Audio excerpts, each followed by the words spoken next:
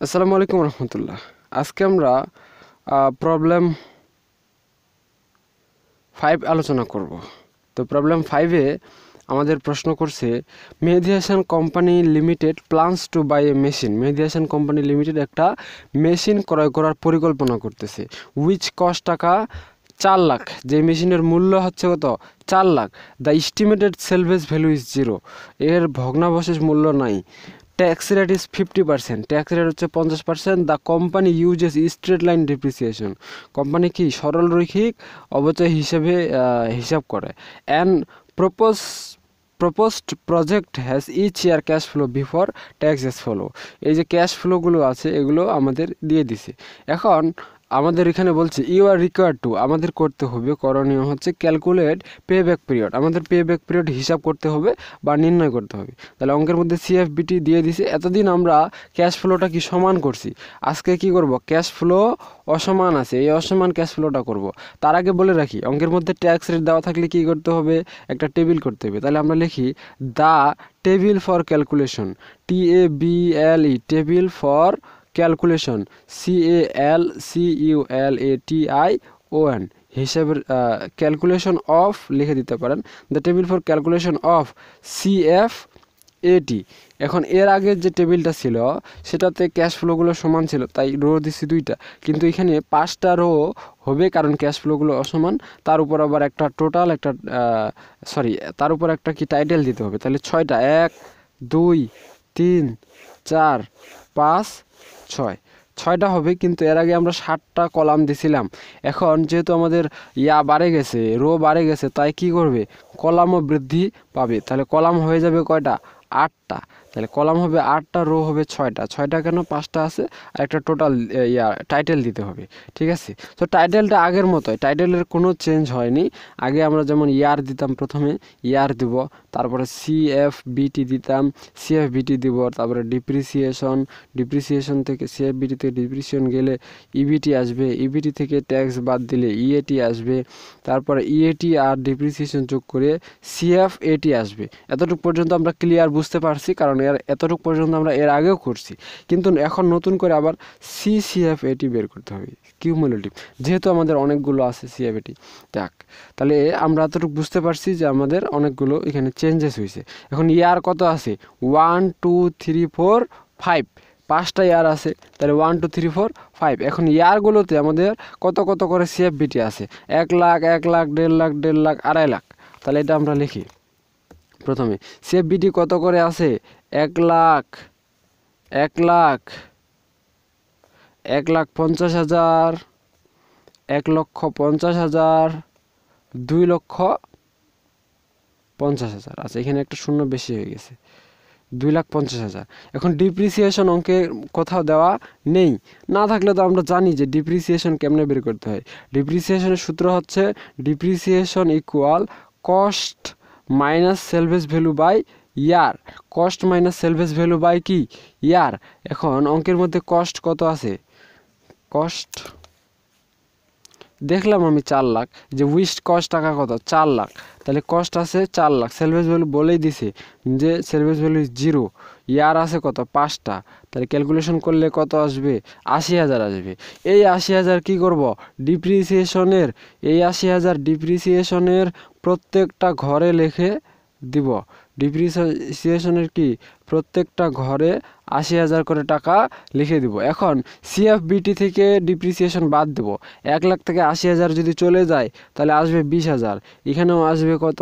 20,000। 1.5 লাখ থেকে 80,000 গেলে এখানে আসবে 70,000। এখানেও আসবে কত? 70,000। এখন 2,50,000 থেকে 80,000 গেলে আসবে 1,70,000। এরপরে ট্যাক্স, অঙ্কের মধ্যে ট্যাক্স কতটুকু আছে? অঙ্কের মধ্যে বলছে tax rate is 50%। Tax rate কত? 50%।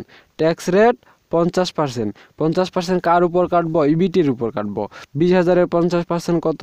10,000। আবারও 20,000-এর 50% কত? 10,000। 70,000-এর 50% কত? 35,000। আবারও কত? 35,000।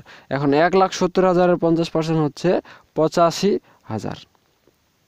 EAT, এই ইবিটি থেকে ট্যাক্স বাদ দেব, তাহলে 20,000 থেকে 10,000 গেলে কত আসবে? 10,000 আসবে। আবারও 20,000 থেকে 10,000 গেলে কত আসবে? 10,000। 70,000 থেকে 35,000 গেলে আবার 35,000 আসবে। আবারও 70,000 থেকে 35,000 গেলে 35,000 আসবে। 1,75,000 থেকে 85,000 গেলে 85,000 আসবে। আচ্ছা, তাহলে সিএফবিটি থেকে ডিপ্রিসিয়েশন আর বাদ দিয়ে ইবিটি আসবে। এখন ইবিটি থেকে ট্যাক্স বাদ দিয়ে কি ইএটি আসবে।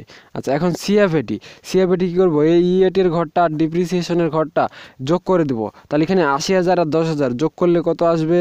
90,000। আবারও 80,000 আর 10,000 যোগ করলে কত আসবে? 90,000। আবারও 80,000 আর 35,000 যোগ করলে কত আসবে? 80,000 আর 35,000 যোগ করলে 1,15,000 আসবে। 80,000 আর 35,000 যোগ করলে 1,15,000 আসবে। 80,000 আর 85,000 আর 8 16, তাহলে 1,65,000 আসবে। এখন সিএফএডি মানে কি? উপরেরটা আর পাশেরটা যোগ।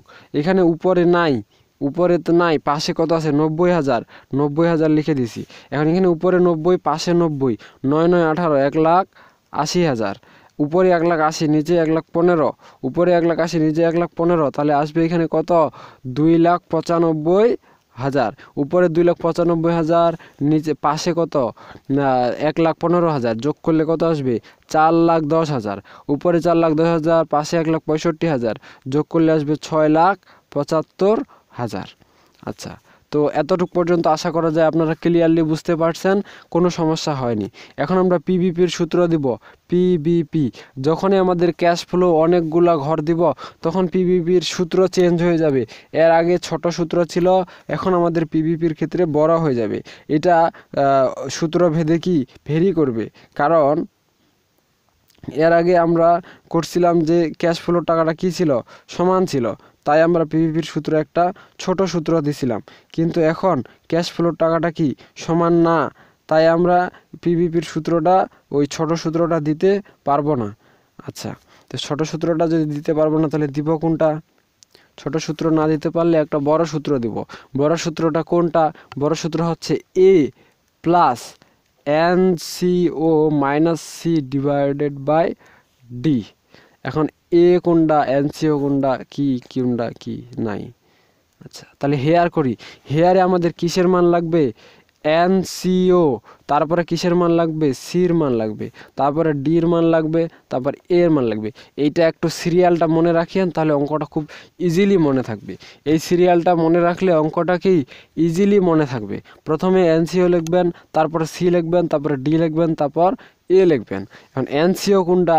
NCO হচ্ছে কষ্টের টাকাটা। কষ্টের টাকাটা কত? 4 লাখ। তাহলে এই 4 লাখ কি হচ্ছে? আমাদের NCO হচ্ছে। অঙ্কের মধ্যে খোঁজার দরকার নাই, আমরা এই যে কষ্ট যত টাকা লিখব, কষ্টের টাকাটা কি NCO দিয়ে দিব। এখন সি কোনটা, ডি কোনটা, এ কোনটা, তাই না? এখন এই যে NCO 4 লাখ টাকা আছে, এই 4 লাখ টাকা আমরা সিএফএডির ঘরে খোঁজার চেষ্টা করব। তো এইখানে কোথাও 4 লাখ টাকা নেই। ঠিক আছে, তাহলে 4 লাখের থেকে একটু কম কোনটা আছে?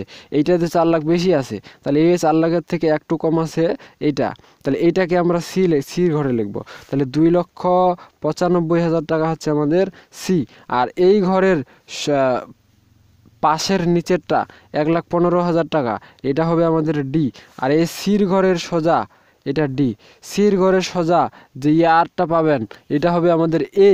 তাহলে এ আমাদের 3। এখন যদি অঙ্কটা করি, 3 প্লাস NCO কত আছে? 4 লাখ টাকা আছে, মাইনাস সির মান কত? 2,95,000, আর নিচে ডি কত? 1,15,000। আশা করা যায় ক্লিয়ারলি বুঝতে পারছেন। এখন আমরা কি করতে পারি? 3 প্লাস এগুলো সবগুলো ক্যালকুলেশন করলে আসবে 0.91, তাহলে যোগ করলে 3.91 আসবে। এটা হবে ইয়ার, YEARS। এটা কি ইয়ার্স। তো আশা করা যায় আপনারা ক্লিয়ারলি বুঝতে পারছেন। বুঝতে না পারলেও নো প্রবলেম, ক্লাস নাম্বার 4-এ প্রবলেম নাম্বার 6 আলোচনা করব। সেখানে আরও ডিটেলস এই সেম অঙ্কটাই করা হবে। ঠিক আছে, ওখানে শুধু অ্যামাউন্টগুলো চেঞ্জ করে দেওয়া হবে। তো আজকে পর্যন্তই। সকলে সুস্থ থাকুন, ভালো থাকুন আর আমাদের সাথেই থাকুন। দেখা হচ্ছে নেক্সট পর্বে। ততক্ষণ পর্যন্ত খুদা হাফেজ।